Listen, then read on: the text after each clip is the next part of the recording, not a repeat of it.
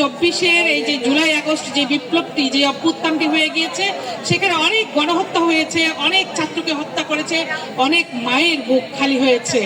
সেই গণহত্যাকারী দল যারা আওয়ামী লীগ, ফ্যাসিস্ট আওয়ামী লীগ, সেই আওয়ামী লীগের বিচারের কোনো নামগন্ধ এই মুহূর্তে আমরা দেখতে পাচ্ছি না।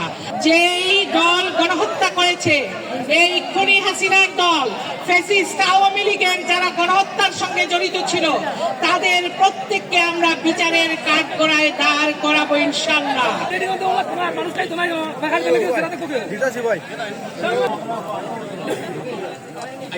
মাত্র একদিনের নোটিশে মারুফ, সুজন, প্রান্ত, আমিনুল ইসলাম সুজন, তারপরে আজাদ তালুকদার সকলে মিলে তারা অক্লান্ত পরিশ্রম করে এই আয়োজন করেছে। তাদের যদি কোনো ত্রুটি থেকে থাকে আপনারা সেটা ক্ষমা সুন্দর দৃষ্টিতে দেখবেন।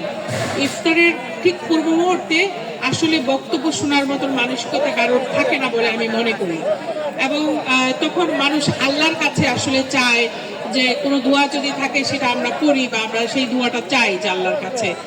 তো গত 17 বছর বাংলাদেশে যে গণতন্ত্র ছিল না, গণতন্ত্রহীনতায় বাংলাদেশের মানুষ ভুগেছে, এখানে মানুষের ভোটাধিকার ছিল না, এখানে গণহত্যা হয়েছে। বিশেষ করে 24-এর এই যে জুলাই আগস্ট যে বিপ্লবটি যে অভ্যুত্থানটি হয়ে গিয়েছে, সেখানে অনেক গণহত্যা হয়েছে, অনেক ছাত্রকে হত্যা করেছে, অনেক মায়ের বুক খালি হয়েছে।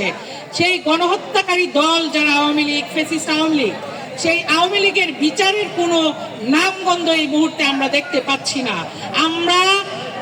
আমরা চাই, বাংলাদেশ জাতীয়তাবাদী দলের বক্তব্য অত্যন্ত পরিষ্কার, যেই দল গণহত্যা করেছে, এই খুনি হাসিনার দল, ফ্যাসিস্ট আওয়ামী লীগের যারা গণহত্যার সঙ্গে জড়িত ছিল, তাদের প্রত্যেককে আমরা বিচারের কাঠগড়ায় দাঁড় করাবো ইনশাআল্লাহ।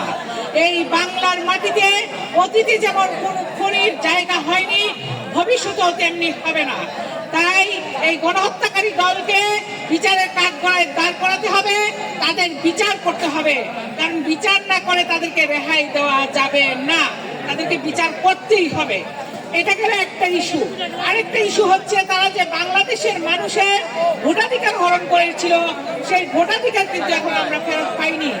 বাংলাদেশের জনগণ যে বাংলাদেশের মালিক, সেই মালিক যারা এই বাংলাদেশের জনগণ, তারা দেশের মালিকানা বুঝে পাইনি, আমরা দেশের মালিকানা বুঝে পাইনি, আমাদের ভোটাধিকার বুঝে পাইনি। আমরা কি আমাদের ভোটাধিকার ফেরত পেয়েছি? আমরা পাইনি। কাজেই বাংলাদেশে একটি ইনক্লুসিভ ইলেকশন দরকার, যে ইনক্লুসিভ ইলেকশনের মধ্য দিয়ে বাংলাদেশের মানুষের ভোটাধিকার পুনঃপ্রতিষ্ঠা করা সম্ভব হবে, এবং সেই লড়াই এই মুহূর্তে আমরা করে যাচ্ছি। আমাদের নেতা বিএনপির ভারপ্রাপ্ত চেয়ারম্যান দেশনায়ক তারেক রহমানের নেতৃত্বে বাংলাদেশের মানুষের ভোটাধিকার পুনরুদ্ধার করবার যে সংগ্রাম, যে লড়াই, সেটি আমরা করে যাচ্ছি। এটি যখন পুনরুদ্ধার হবে, তখন বাংলাদেশকে একটি সমৃদ্ধ বাংলাদেশ গড়বার জন্য আমাদের নেতা ইতিমধ্যে 31 দফা দিয়েছেন। সেই 31 দফা বাস্তবায়নের মধ্য দিয়ে বাংলাদেশকে আমরা একটা সুখী সমৃদ্ধ বাংলাদেশ হিসেবে গড়ে তুলব। সেই জন্য আমাদের সকলকে নেতার নেতৃত্ব ঐক্যবদ্ধ থাকতে হবে, তারেক রহমানের নেতৃত্ব ঐক্যবদ্ধ থাকতে হবে। পরিশেষে আমার বক্তব্যে আমি এটাই চাইবো যে আপনারা সকলে ইফতার পূর্ব মুহূর্তে দেশনেত্রী বেগম খালেদা জিয়ার সুস্বাস্থ্য চেয়ে আল্লাহ রাব্বুল আলামিনের কাছে দোয়া করবেন, তিনি যেন সুস্থ হয়ে তার সন্তান দেশনায়ক তারেক রহমানকে নিয়ে বাংলাদেশের মাটিতে ফিরে আসতে পারে, আমরা আমাদের মাঝে ফিরে আসতে পারেন।